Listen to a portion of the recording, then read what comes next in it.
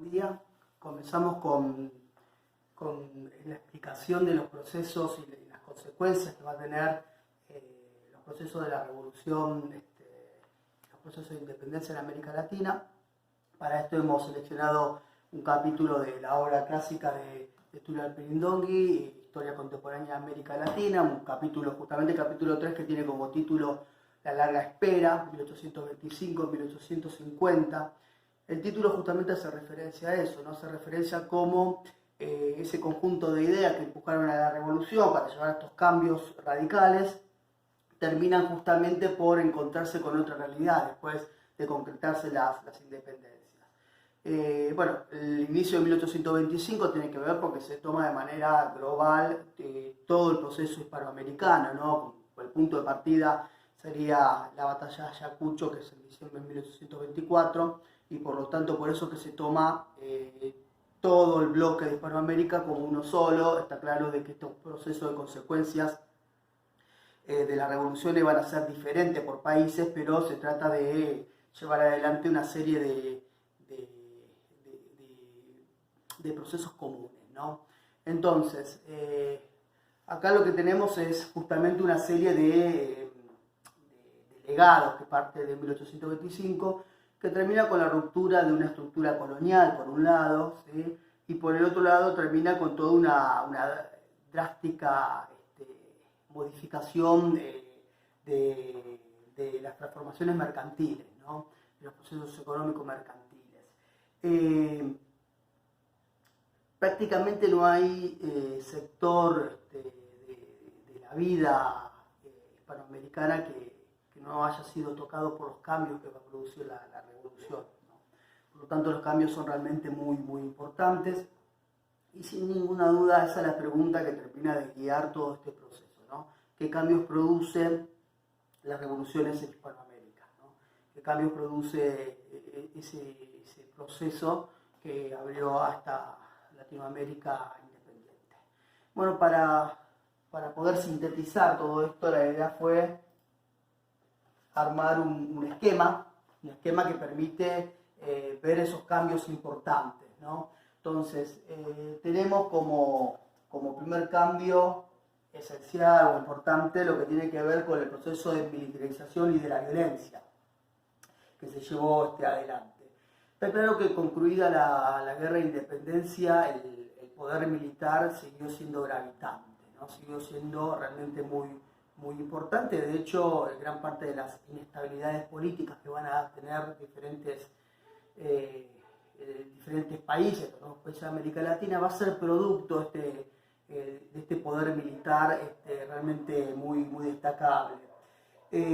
Lo más visible y novedoso tiene que ver con la violencia, ¿no? La violencia se instala, digamos, y domina la vida cotidiana. Abundan los relatos tanto de patriotas como de realistas, relatos de horror, digamos, sobre este proceso de horror y de sangre, ¿no? Sobre este proceso de revolución y de independencia, pero se va a terminar instalando claramente. ¿Por qué se va a instalar en la vida cotidiana? Se va a instalar en la vida cotidiana primero porque para poder llevar a un orden interno, estos nuevos países latinoamericanos van a difundir armas, ¿sí? Para poder mantener ese orden interno. Pero es decir, hay un proceso de militarización. Pero la militarización, ese proceso de militarización va a ser un remedio muy costoso, dice el autor. ¿Por qué? Porque en realidad, primero, se necesitan muchos recursos para poder brindar armas a estos sectores para mantener el orden interno. Pero aparte también, porque en muy poco tiempo, muchos de estos líderes de estos grupos armados se van a rebelar, se van a poner en contra de quien lo había convocado, y por lo tanto van a comenzar a exigir ciertos privilegios, armas y demás. Entonces termina siendo realmente muy costoso poder mantener eso. Por otro lado, también cuando termina el proceso de revolución y de independencia, terminan habiendo cuerpos oficiales muy amplios, y reducir eso también llevó a todo un problema. Obviamente que iba a desatar guerras civiles y demás, ¿no? Pero llevó a un gran problema poder desarmar esos grupos, porque para poder desarmar esos grupos, esos cuerpos oficiales, era necesario justamente tener recursos y poder convocar y darle poder militar a otro grupo de personas para que lo puedan terminar justamente de derrocar, ¿sí? Bien, entonces, para los estados que estaban realmente destruidos por la guerra y demás, que no contaban que la realidad fiscal era realmente tremenda, este proceso de militarización fue el que es uno de los que va a absorber una mayor cantidad de los ingresos de estos nuevos estados. Otro de los cambios esenciales tiene que ver con la democratización. Es un término que se le puede cuestionar al Perín, por qué utiliza el término de democratización. No lo tomemos al término como una democracia, como lo conocemos nosotros, sino que lo que trata de hacer el autor es, bueno, en definitiva, tratar de demostrar los cambios que se van a producir en la estructura política y en la estructura social, ¿sí? Esos cambios, esas modificaciones que tienen que ver con una mayor flexibilidad, más hacia unas características de vida democrática. Bueno, dentro de ese proceso de democratización, lo primero que tenemos es el tema de la esclavitud, ¿no? El tema de la esclavitud que aparece, la esclavitud ha cambiado por completo su significado, ¿no?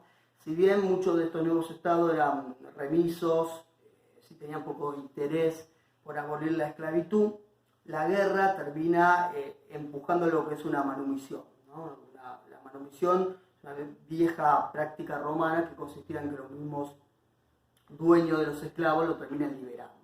La guerra por la independencia terminó provocando eso, ¿no? Que una gran cantidad de esclavos se terminen obteniendo la libertad porque peleaban para los bandos patriotas. A partir de consumada la revolución, el trabajo esclavo doméstico pierde completamente importancia. Se sigue defendiendo la esclavitud en las zonas agrícolas, en las zonas de plantaciones.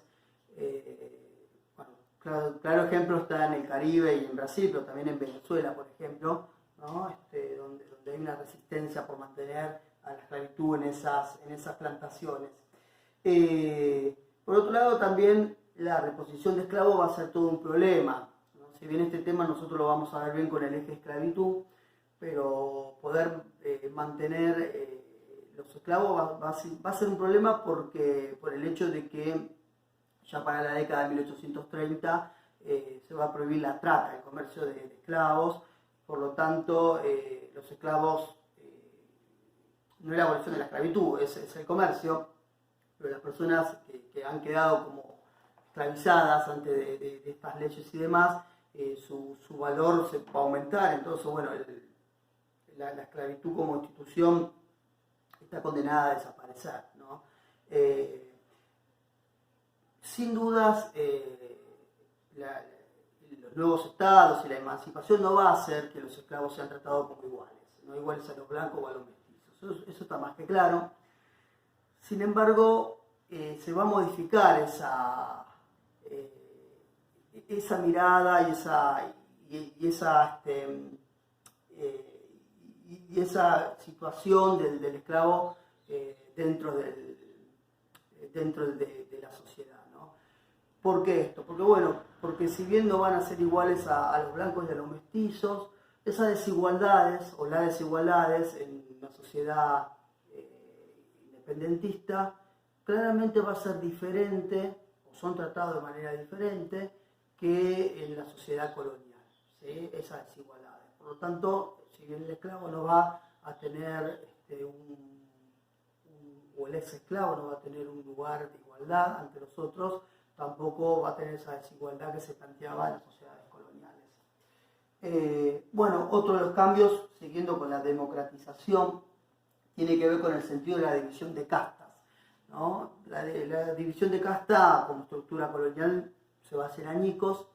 Sin embargo, convengamos que la situación de las poblaciones nativas, de los indios, no se va a modificar mucho, sobre todo en los lugares donde la población nativa es densamente importante, como Guatemala, como Perú, como Bolivia, como México, ¿sí?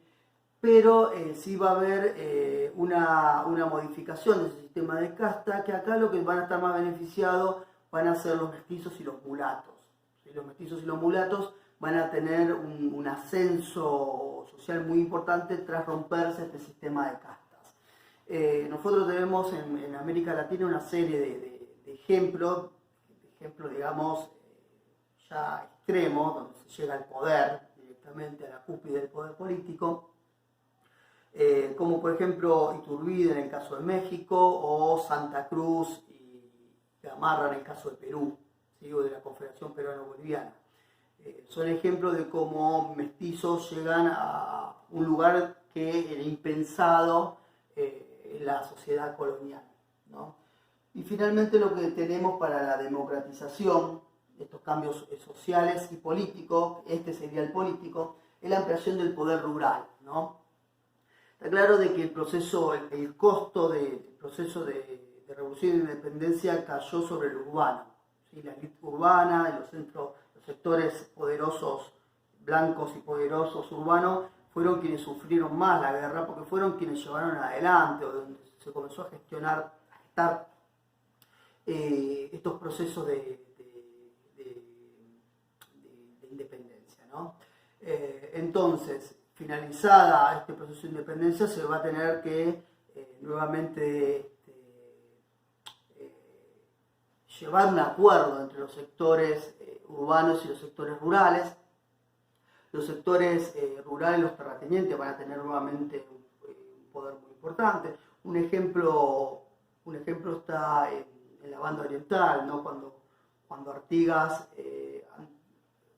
buscando la paz económica, termina obligando a que toda persona no propietaria tenía que presentar una especie de libreta de concha seguramente, tenía que presentar que trabajaba para algún terrateniente, ¿no? De manera obligatoria. Eso demuestra cómo se empieza a asentar nuevamente ese poder rural, que va a terminar siendo el beneficiado y que va a terminar ascendiendo, digamos, en la sociedad postrevolucionaria, ascendiendo socialmente y políticamente, ¿no?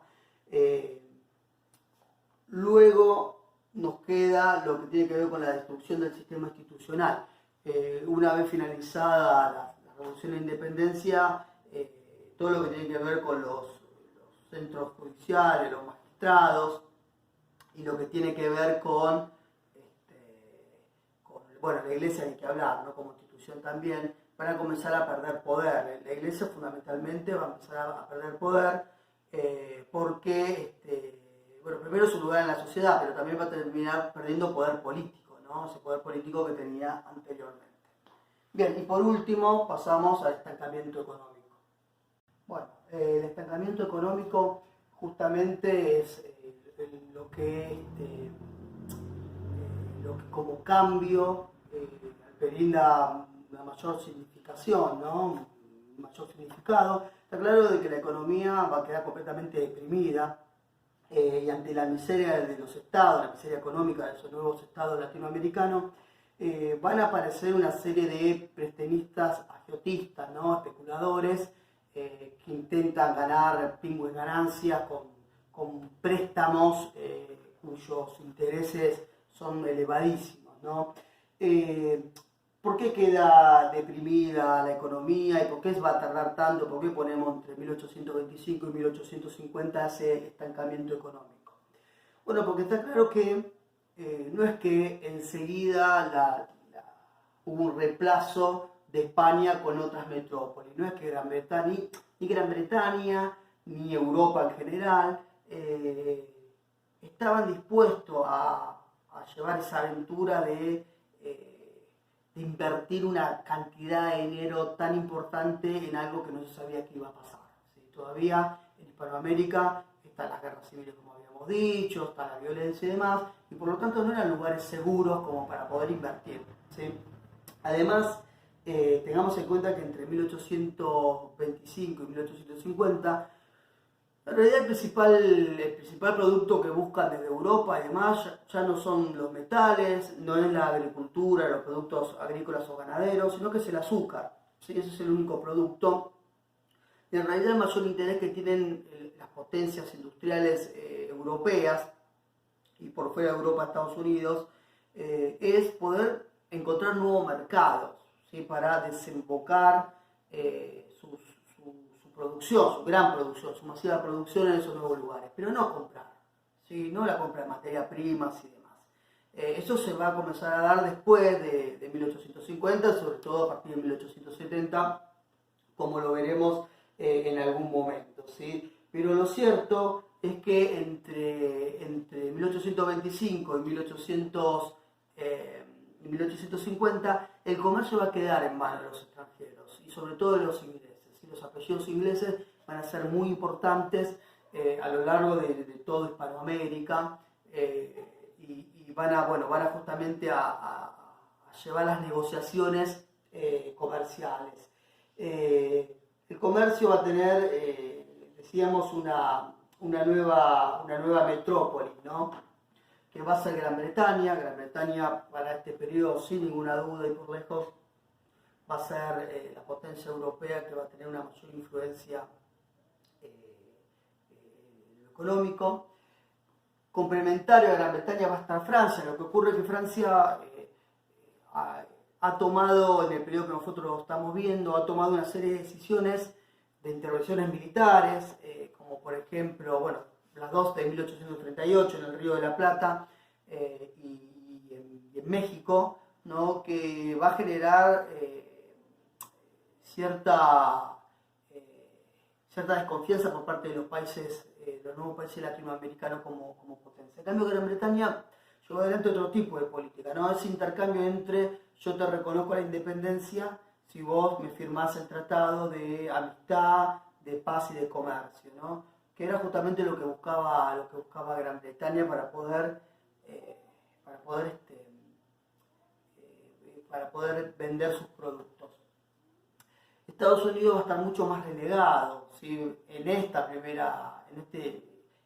estos 25 años, ¿no? Entre 1825 y 1850 va a estar un poco más relegado de estas dos potencias, pero después de mediados del siglo XIX está claro que Estados Unidos va a empezar a tener un papel fundamental en la parte económica en América Latina, sobre todo en la parte de América Central y del Caribe, ¿no? Eso sin ninguna duda, y en México ni que hablar. Quizás un poco el parteaguas acá tiene que ver con ese mayor poderío que va a demostrar Estados Unidos a partir de la guerra contra México, la extensión de territorios y demás, ¿no?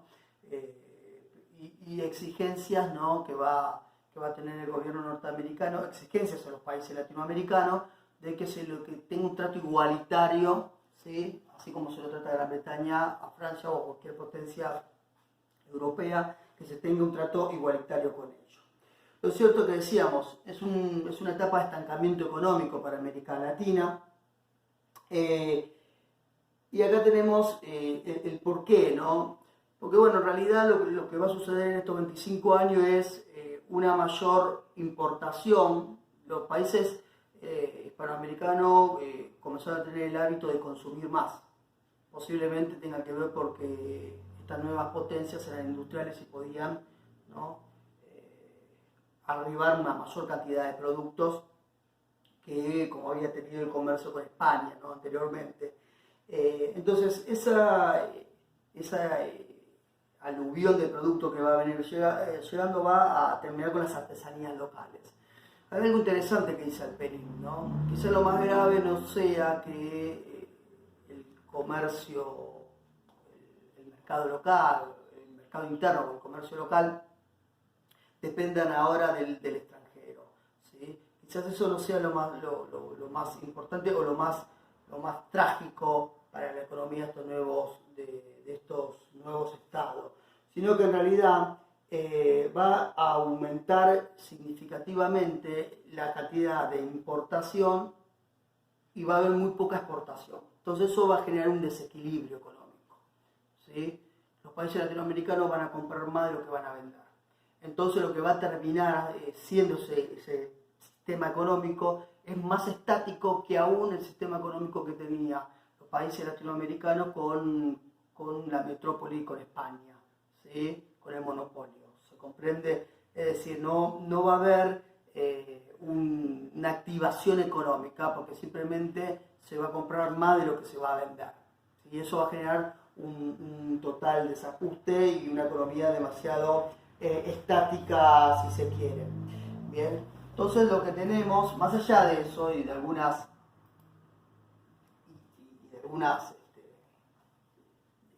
de las características, tenemos un grupo de países que medianamente tienen una economía un poco más dinámica en este periodo, ¿sí?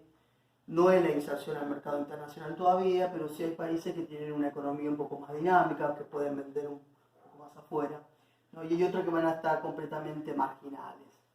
Bueno, en el caso de la más dinámica, lo que se destaca es Brasil, Venezuela, Costa Rica, el Río de la Plata y Chile. Son quizás los que tuvieron mayor éxito para esta primera inserción. El caso de Brasil está claro que tiene que ver con el azúcar.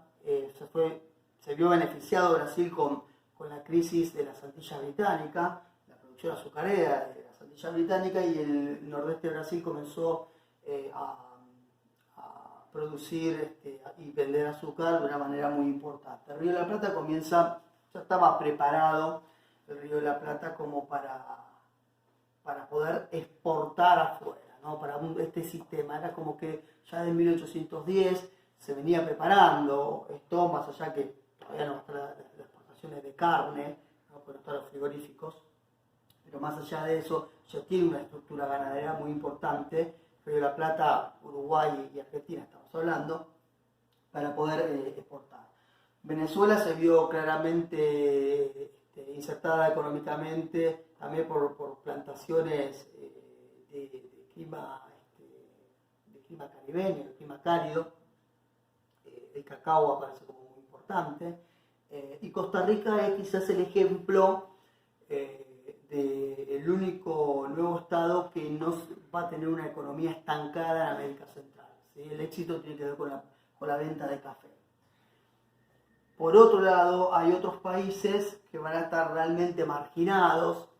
Bolivia, Perú y México, si miramos, tienen que ver con tres países que se han dedicado en la época colonial casi exclusivamente a lo que es la exportación de minerales y de metales. Realmente las minerías habían quedado completamente, la actividad minera y la minería sí habían quedado completamente destruidas tras la guerra de independencia. Y lo cierto es que llevaba a reactivar todo ese circuito económico de minería, llevaba una cantidad de dinero muy importante, poder invertir una cantidad de dinero muy importante por parte de las potencias, que ninguna de las potencias se animaban a poder llevar adelante esas inversiones, ¿no? Entonces van a quedar marginadas durante muchísimo tiempo. El caso de México es un caso bastante en particular, porque incluso México durante todo este periodo, entre 1825 y 1850, ni siquiera va a alcanzar los niveles económicos que había tenido en la época colonial, ¿sí? En la época colonial. Bien, esto sería entonces el ejemplo. Después ustedes lo que tienen en el PowerPoint son unos apuntes de características de algunos de estos países, ¿no? Bueno, el caso de Brasil, características siempre dentro del mismo periodo, ¿no? El caso de Brasil, que nosotros lo vamos a ver también aparte, lo vamos a ver con el texto de Boris Fausto, pero que bueno, capaz que conviene también destacar algunas características de este Brasil entre este periodo, que Boris Fausto no dice, que era el periodo Dominici, ¿no? Como por ejemplo que bueno, Brasil quizás es uno de los primeros que se inserta económicamente sin problemas, no solo por el argumento clásico que es que Brasil no sufrió una revolución, una independencia tan sangrienta y devastadora como sufrió el resto de Hispanoamérica, sino que aparte porque tuvo las bases, sentó ya bases de penetración comercial. Río de Janeiro era el lugar por donde ingresaba los productos ingleses, iban a parar a Chile o iban a parar en el Río de la Plata.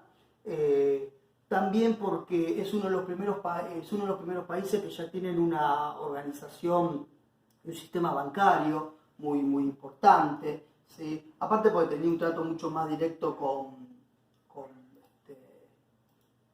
Gran Bretaña, entre esas características, ¿sí? El resto nosotros lo vamos a ver, que tiene que ver con partes más políticas de la monarquía, que lo vamos a ver con más detalle en el texto de Will Fausto. Bueno, también algunos apuntes sobre el caso mexicano, apuntes que tienen que ver con la parte económica, pero sobre todo con la parte política, ¿no? La lucha entre conservadores y liberales, sobre todo como en este periodo fueron los conservadores quienes estuvieron en el poder, ostentando el poder, con la figura de Iturbide primero y de Santa Anna después, ¿sí?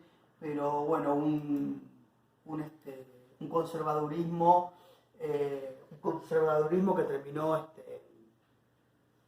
llevando a problemas financieros muy importantes en México durante esta primera etapa, y también México como en este periodo México como este ejemplo de penetración extranjera. ¿Sí? Por un lado, desde los mismos políticos, de los mismos tendencias políticas conservadores y liberales, como detrás de los conservadores estaban justamente los británicos, y como detrás de los liberales estaban los norteamericanos, eso por un lado, pero también con un país que termina teniendo intervenciones militares extranjeras muy importantes, como la intervención francesa en 1838, que termina justamente de hacer un imperio francés aquí mismo, ¿no? Tenemos también como países de Perú y Bolivia, ¿no?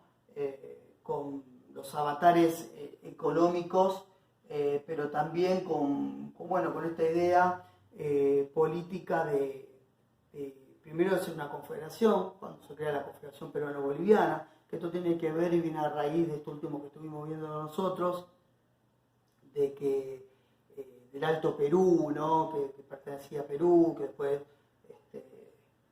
producto de la reforma borbónica, se termina separando y formando parte del Río de la Plata, pero que después Abascal, el virrey peruano, termina trayendo de vuelta, bueno, y la influencia también de Bolívar en esa independencia. ¿Bien? Entonces, un poco ese tipo de política que se va a tener de Santa Cruz primero, pero también del general Belzú, quien va a ser quizás el primer gobierno popular dentro de Perú, ¿sí? Bueno, y el caso de otros países, Ecuador, Nueva Granada, Venezuela, ¿sí? Chile, donde se explica en cada caso las características políticas y económicas, que eso está en el texto y que está ahí detallado como apunte, como para poder verlo, ¿sí? Bueno, después de ver el video, si quieren comentar o preguntar algo, lo hacemos a través del chat. Nos vemos.